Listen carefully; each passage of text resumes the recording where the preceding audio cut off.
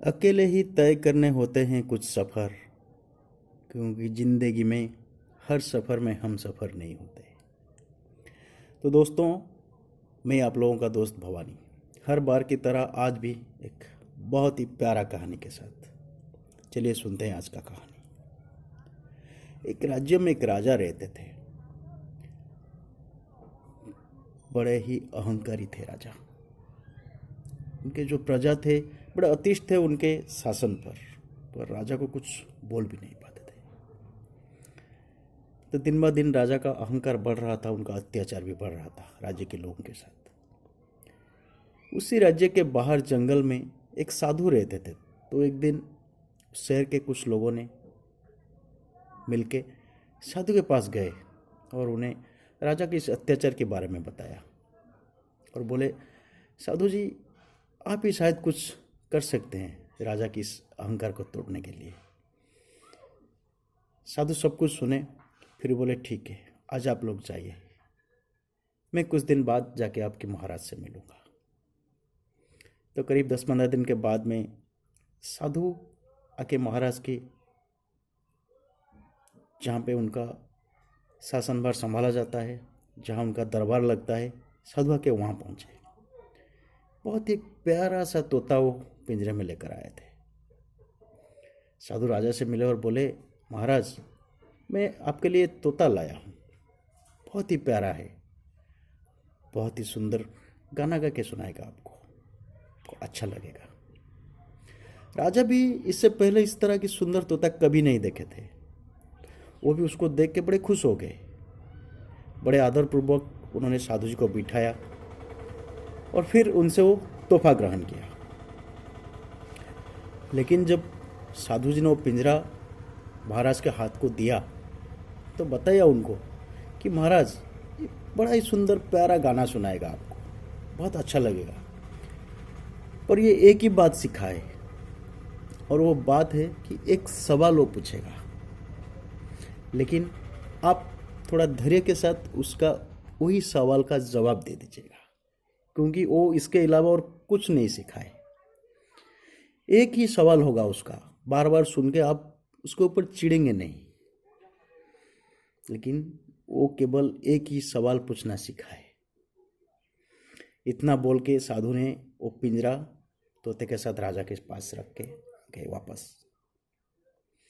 तो राजा उस तोता को देख के पूरा विमोहित थे। तो हर पल वो चाहते थे कि तोता उनके पास में रहे।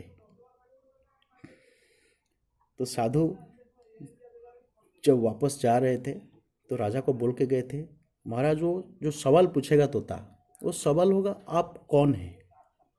वो बार बार आपको यही एक ही सवाल पूछेगा, पर आप धैर्य के साथ उसका उत्तर दे दीजिएगा।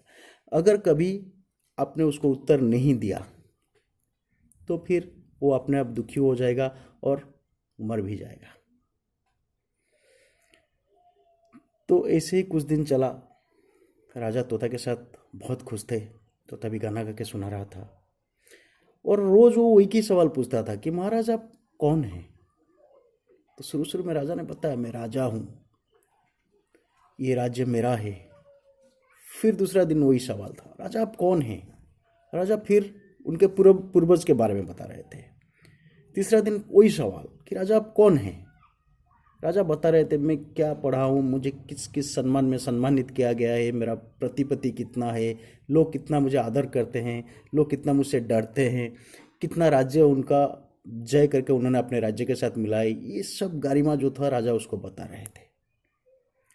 लेकिन ये सारी बातें तोता का 10-15 दिन के सवाल के अंदर ही आ गया।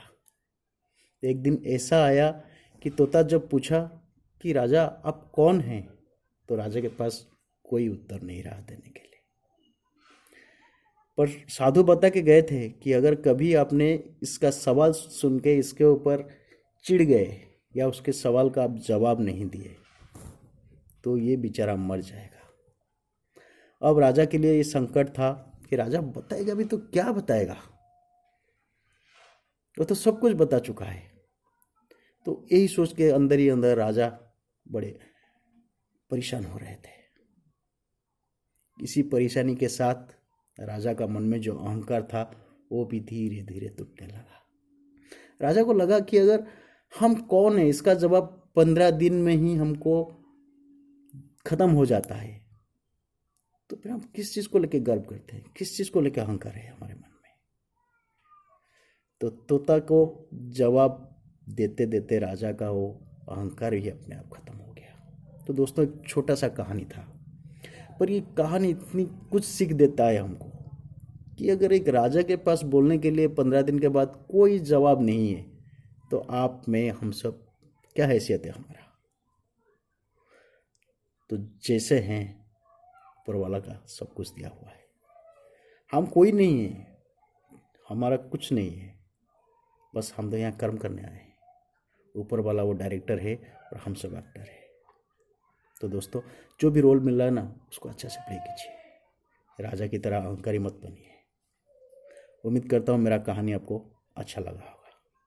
मेरा कहानी आपको अच्छा लगता है तो इसे आगे भी शेयर कीजिए, ताकि आपके साथ आपके कुछ और दोस्त भी सुन सकें।